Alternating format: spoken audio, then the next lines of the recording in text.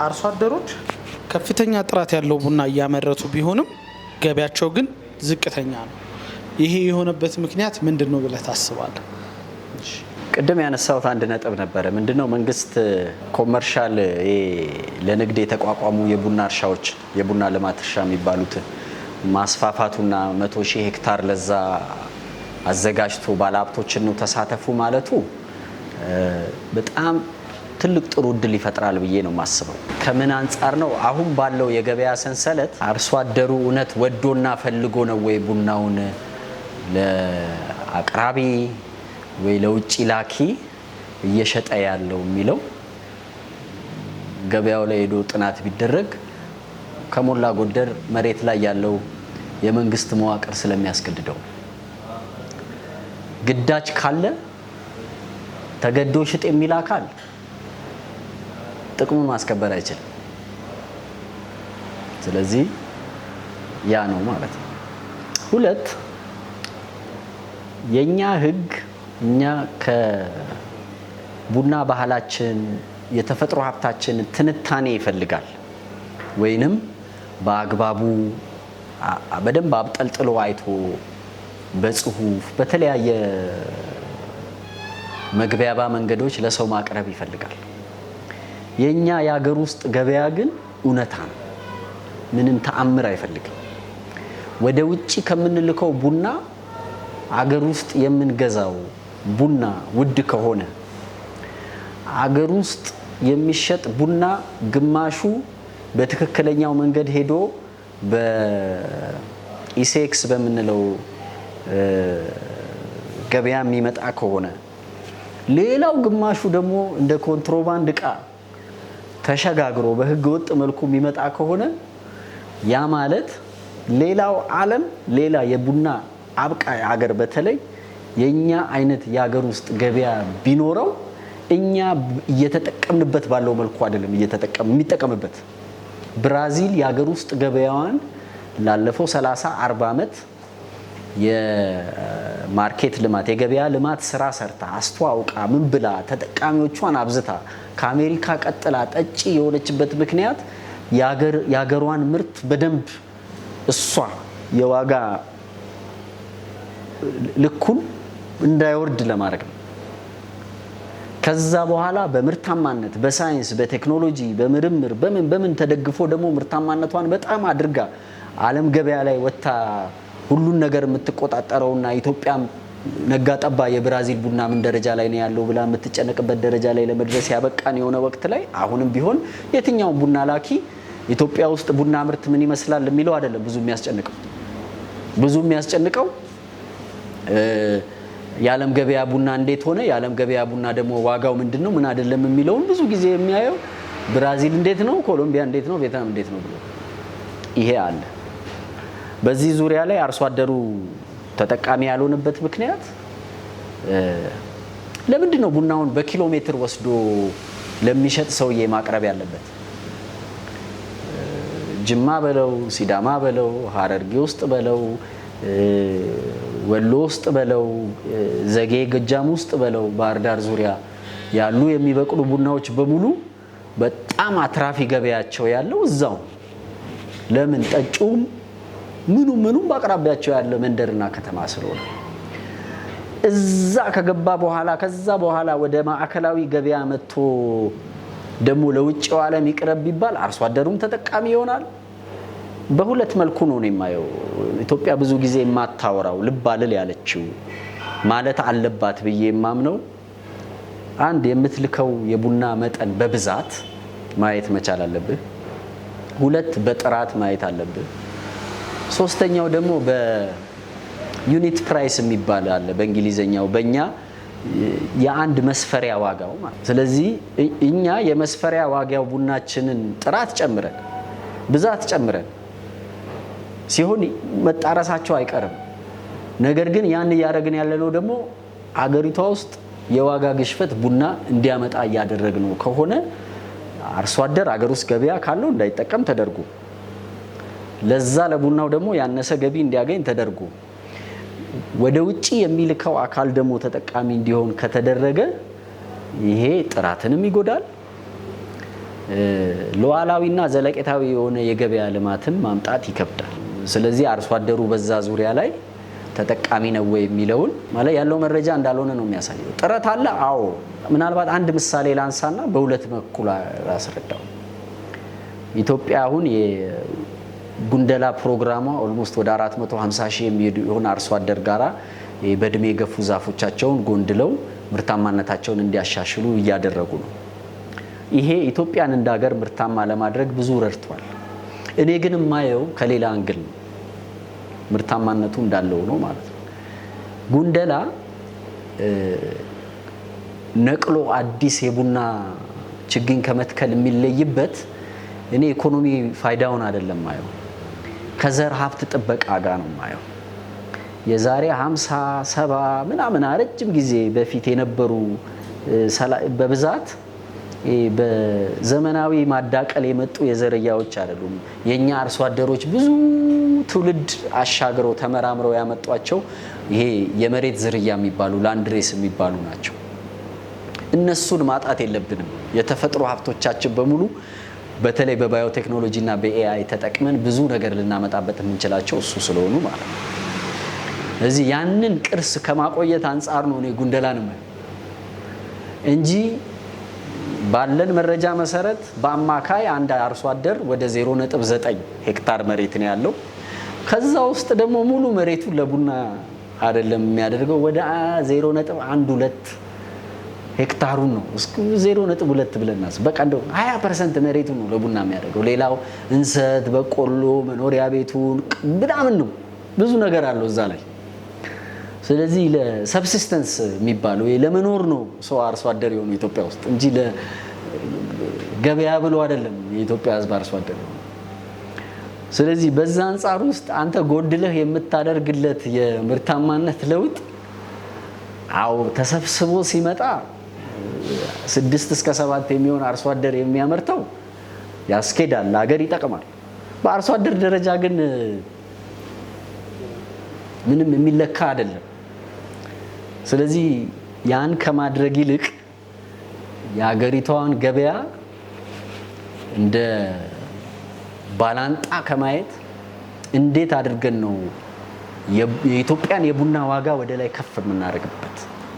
ምክንያቱም የሀገር ውስጥ ገበያው ቀጥታ ከውጭ ገበያው ጋር ተወዳደረ ማለት ሳይንስን ከማወቅ የሚመጣ ጥቅም አለ። የዓለም ቡና ላይ ያሉ ድርጅቶች የኢትዮጵያ ቡናን አንገዛም ማለት አይችሉም።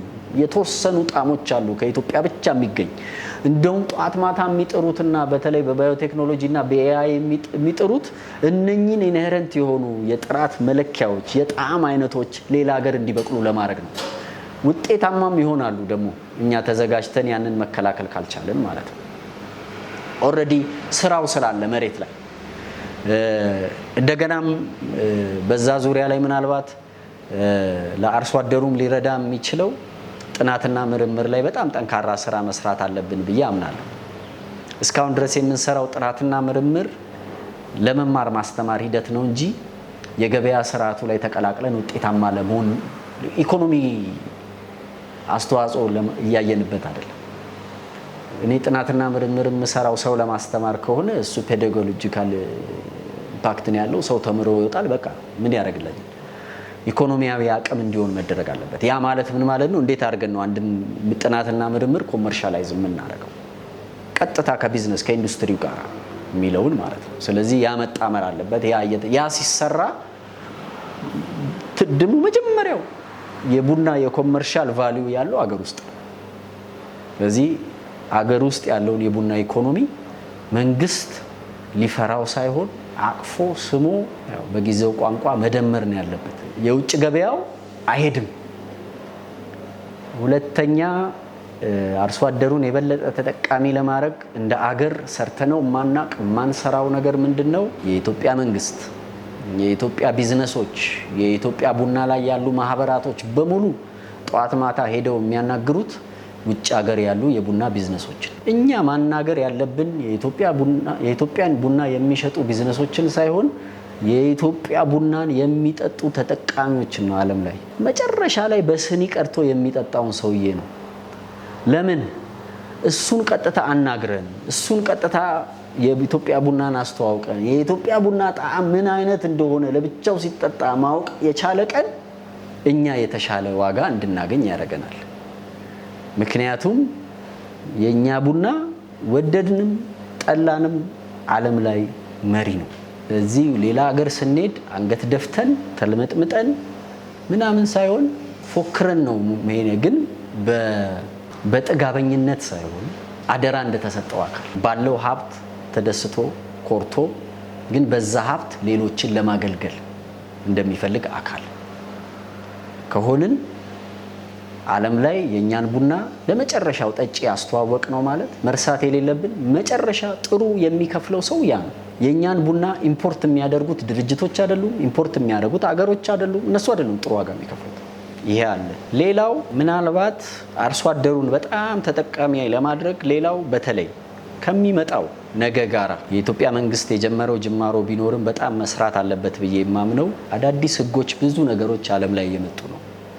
በኢዩዲአርም በሏቸው ዓለም አቀፍ የሚወጡ ስታንዳርዶች ምኖች እዚህ ላይ እኛ ቀድመን መገኘት አለብን ብቻም ሳይሆን መቀበል የሌለብንን ነገር መቀበል የለብንም ባይ። ይሄንን ደግሞ በአመጽ ሳይሆን የኛ የሀገር ውስጥ ገበያ ያን እድል ይሰጠናል። ለምሳሌ እኛ እንደ ኢትዮጵያ አውሮፓ ያሉ ድርጅቶችን አርሶ አደሮችን በምርታቸው ዙሪያ ያላቸውን መረጃ በዲጂታል መልኩ ለኢትዮጵያ ካልሰጣችሁ የናንተ ዕቃ ወደ ኢትዮጵያ አይገባም ብንል የአውሮፓ የዳታ ፕራይቬሲ ህግ የአውሮፓም የኤአይ ህግ ከኛ ጋራ ይጣላል። ነገር ግን በተገላቢጦሽ እኛ ያን እንጠይቃለን። መንግስት ልክ ነው፣ ዳታ ሀብት ነው፣ ዳታ አሴት ነው፣ ዳታ በአግባቡ መጠቀም አለብን ብሎ ሲል ይሄንን ደግሞ ዳታ የሚያስተዳድር የሚተነትን የሚጠቀም ማህበረሰብ መፍጠር አለብን ሲል ይሄ ልክ ነው። ያ ደግሞ እንዲመጣ መጣር መልፋት ያለበት ደግሞ መንግስት ብቻ ሳይሆን ማህበራትም ቢዝነሶችም ናቸው። ይሄ ሲሆን ደግሞ አርሶ አደር ይጠቀማል ብዬ አስባለሁ። ለምን ዳታው ራሱን የቻለ የሚያመጣው መለያ ስለሆነ ማለት ነው። ሌላው ግን በዚህ ነገር ጋር ለምንድን ነው የኢትዮጵያ አርሶ አደርን እንደተለየ አድርገህ የምታየው ካልከኝ፣ ሌላው ዓለም በዛ ቢባል ዩጋንዳ ናት፣ እሷም ወደ 2 ሚሊዮን የሚሆን የቡና ላይ የሚያበቅሉ አርሶ አደሮች አሏት። የኛ ነው ግዙፉ። እኛ ከ25 እስከ 40% የትኛውን ቁጥር እግዚአብሔር ያው ልክ እንደሆነ ይወቀው ዓለም ላይ ምን ያህል ሰው በግለሰብ ደረጃ በቤተሰብ ደረጃ ቡና እንደሚያበቅል በአግባቡ ስለማይታወቅ ነው። ሆፕፉሊ ኢትዮጵያ በምትሰራቸው የነኚህ የሬጂስትሬሽን የዲጂታል ስራዎች ምን ያህል አርሶ አደሮች እውነት በማሳቸው ላይ የቡና እግር አላቸው የሚለውን ለራስ ለቤትም ፍጆታ ይሁን ለገበያ አውጥተው የሚሸጡት ማወቁ ጥሩ ነው። ግን ያ ይነግረናል። እንደዚህ አይነት የቡና ኢኮሲስተም ይዞ የሚንቀሳቀስ አገር ዓለም ላይ የለም። ብራዚል ከ300 እስከ 500 ሺህ የሚሆኑ ቡና አርሶ አደሮች ይዛ ነው። ኮሎምቢያ ከ500 እስከ 700 ሺህ የሚደርሱ ናቸው። እኛ የሆነ ዞን ብትሄድ የምታገኘው የአርሶ አደር ቁጥር ነው። ስለዚህ ምንም አይነት ግብርና የቡና እርሻ ላይ የሚመጣ ጫና ሲመጣ እኛ 6% ቢሆንም የያዝ ነው የቡናን ምርትና ጨምረን ምናልባት 15ም 20ም ድረስ ይባል፣ በአርሶ አደር ብዛት ግን ከዛ ይበልጣል። ስለዚህ እኛ ስርዓታችንን ባሳለጥን ቁጥር ምን ባለን ቁጥር ያ ይመጣል ብዬ አስባለሁ። ግን እሴት ጭማሩ ነው ለኔ አርሶ አደሩን ተጠቃሚ የሚያደርገው ብዬ አምናለሁ። የዓለም የቡና ገበያ በኢትዮጵያ ቡና ላይ እንዴት ተጽዕኖ ያደርጋል ብለህ ታስባለህ?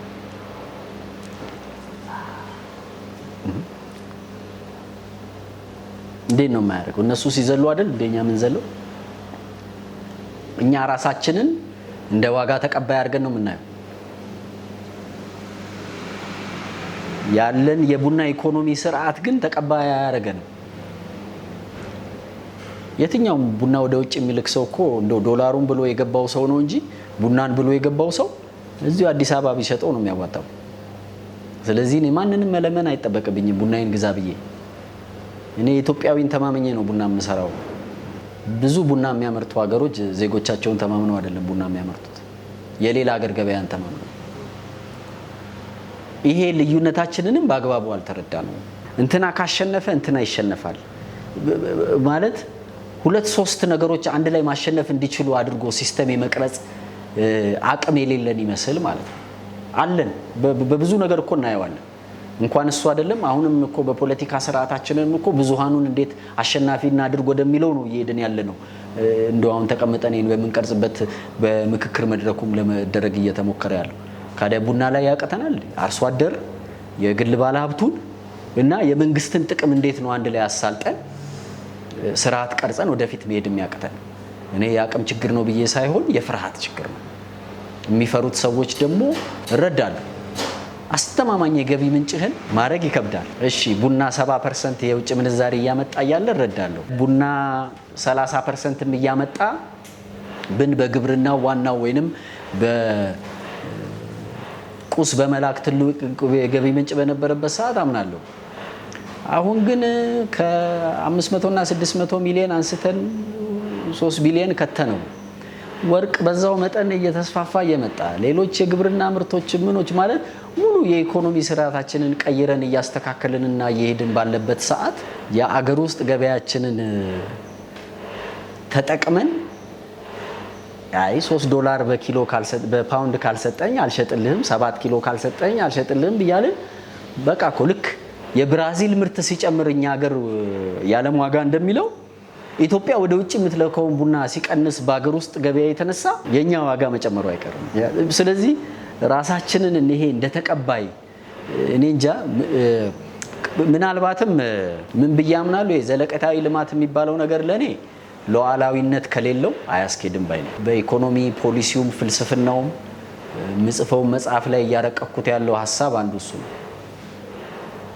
ቡና ለዘለቄታዊ ልማታችን በጣም ትልቅ ግብዓት ነው፣ ግን በሉዓላዊነት ማዕቀፍ ውስጥ ሲቀረጽ ብቻ ነው ያ እውን ሊሆን የሚችለው።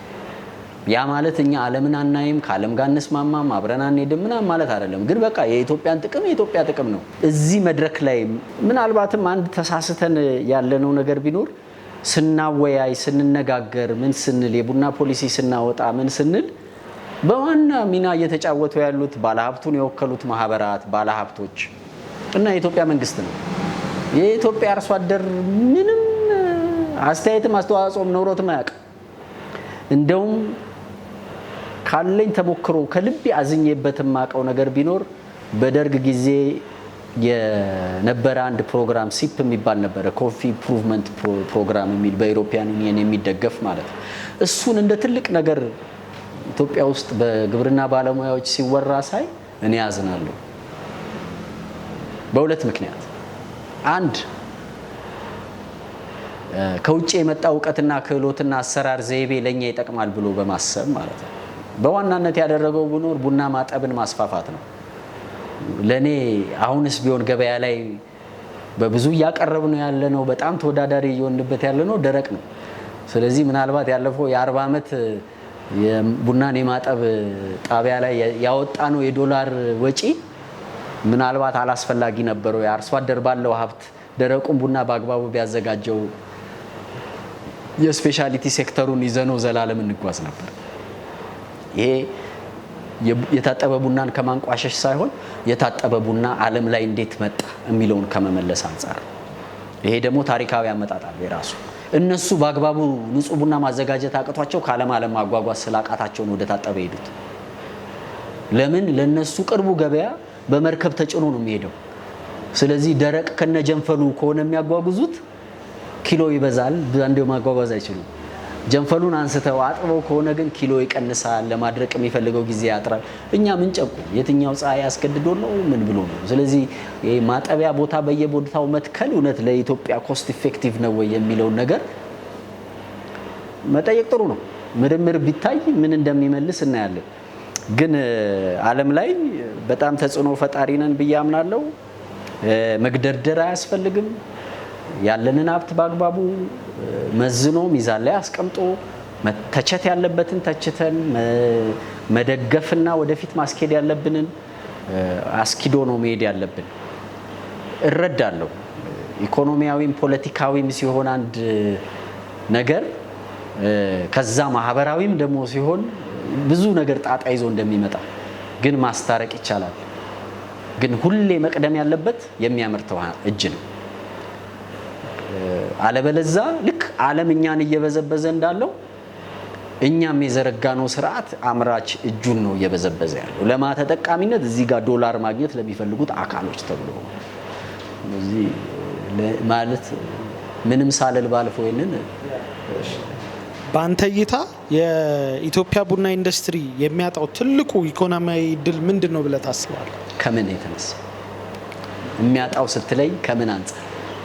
ለምሳሌ አሁን የቡና ምርት እየጨመረ የአርሶ አደር ገቢ ደግሞ እየቀነሰ ነው የሚሄደው።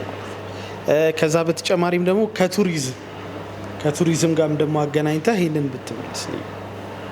እሺ አሁንም ምንድነው ምናልባት ነገሮችን የምናይበትን መንገድ ብንቀይር ያልኩት ጥሩነቱ ለዛ ነው። አርሶ አደሩ ተጠቃሚ ስለሆነ መንግስት አያጣም፣ መንግስት ተጠቃሚ ስለሆነ አርሶ አደር አያጣም። ዞሮ ዞሮ መንግስት ህልውናው ማንነቱም ያለው በብዙሃኑ እጅ ስለሆነ ባለሀብቶችም ደግሞ የሚፈሩበት ምክንያት እረዳለሁ፣ ግን አያጡ።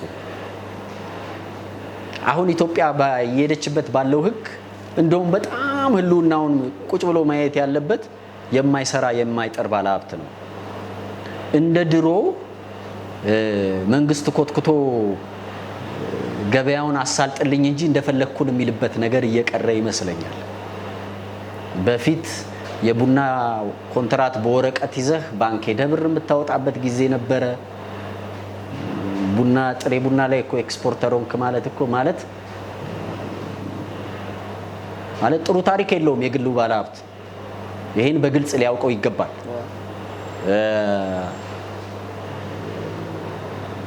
ቼክ በማጭበርበር ክፍያ በአግባቡ ባለመስጠት በምን ነው ታች የሚታማው እንጂ እንደዚህ ባለሀብት እኔን አርሶ አደሩን እኮ ለትልቅ ነገር አበቃኝ ብሎ አይልም።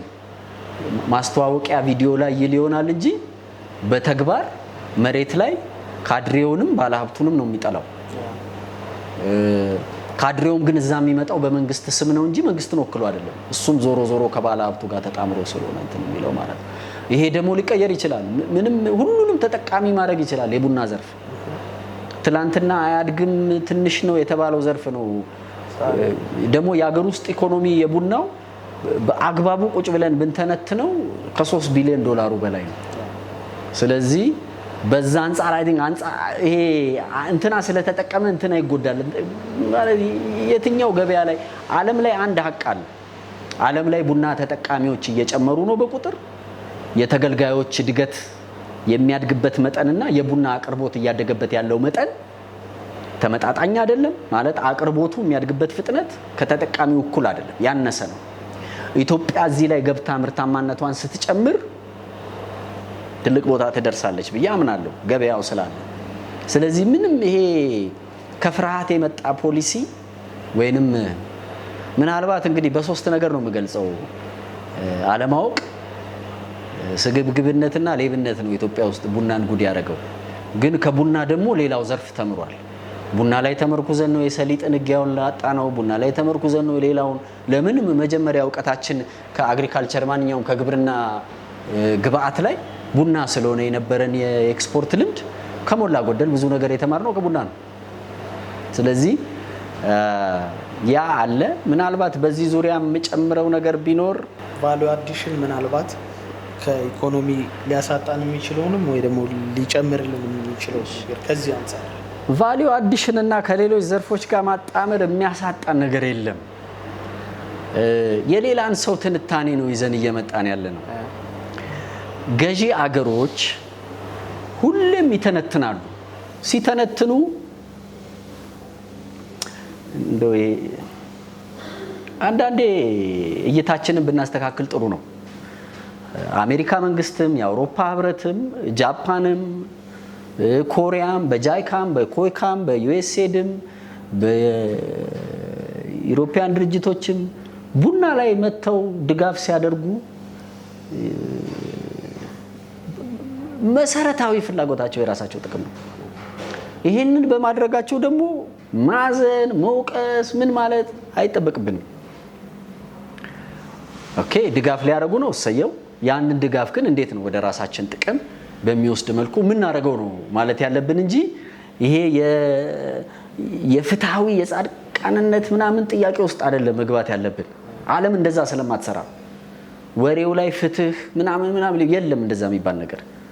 እንዴት ነው ቡና አቅርቦቴን ለኔ ማመቻቸው ብሎ ነው የዩሮፕ ያለ ድርጅት አሜሪካ ያለ ድርጅት የራሱን መንግስት ከእንደነኚህ ሀገሮች ቡና ማስገባት ስለምፈልግ እንዴት ነው ልክ አሁን የአሜሪካ መንግስት ታሪፉን ያመጣ ጊዜ የቡና ዘርፉ ላይ ያሉ ድርጅቶች ትላልቆቹ ሄደው በቡና ማህበራታቸው በኩል አይ ይሄ እኮ አያስኬድም እንደዚህ ነው ብለው አስረድተው የሚሉት ማለት ነው። ስለዚህ ቻይና ለግብርና ምርቶች ቀረጥ ነፃ አድርግ ያለው ብትል ዩሮፕ ቢል ምን ቢል በዋናነት ለራሳቸው ጥቅም ነው። ነገር ግን ኢትዮጵያ አንድ ሀገር አንድ ነገር እኔ ማልቀበለው ነገር አለ። እሱ ምንድነው? ትልቅ ገቢ የሚያመጣ ዘርፍ እንደ ቡና ያለ ለኛ ደግሞ የኢኮኖሚ ሰብል ብቻም ሳይሆን የብዙ ሰብል የሆነ ዋናው ኢኮኖሚ ሀብታችን ደግሞ ጥሬውን በመሸጥ ሳይሆን በሌላው ከሆነ ሙሉ ዘርፉ መደገፍ ያለበት በራሱ ዘርፍ ነው። 1% ከቡና የምናገኘውን ገቢ በአግባቡ መንግስት ወስዶ ለቡና ዘርፉ ሙሉ መተዳደሪያ ምርምር የተለያዩ ለየት ያሉ ልክ አሁን ለምሳሌ በኢትዮጵያ ኢንቨስትመንት ሆልዲንግ የሚያደርገውን ስትራቴጂክ ኢንቨስትመንት ቡና ላይ በምን መልኩ ላርግ ብሎ ቢመጣ በተለይ ከዘር ሀብቱ ጋር በተያያዘ ከዲጂታል አሴቱ ጋር በተያያዘ ቢገባበት ዩሮፓ ህብረት አሜሪካ መንግስት ሌሎች አንድ ላይ ተሰባስበው ከሚሰጡን ብር የበለጠ ኦሬዲ ቡናው በንግዱ ያመጣልን ነው። ያንን ደግሞ ኦሬዲ በተለያየ መልኩ ግብር ያስገበርነው ነው። ቡና ድርጅቱ ከሚያገኘው ትርፍ ግብር እናገኛለን። በተለያየ መልኩ ሲያልፍ የተለያዩ አይነት ግብሮች ይቀመጡበታል። ይሄ ግን ማንኛውም ዞኑም ክልሉም ፌደራል መንግስትም ባሻው መልኩ ዝም ብሎ የሚያወጣው ሳይሆን ይሄ ነገር እንደ ቁልፍ የኢኮኖሚ ግብአት ሁለገብ እንደሆነ ግብአት እንዴት ልጠቀምበት ብለህ ቁጭ ብለህ ማሰብ ከጀመርክ ያ ይመጣል።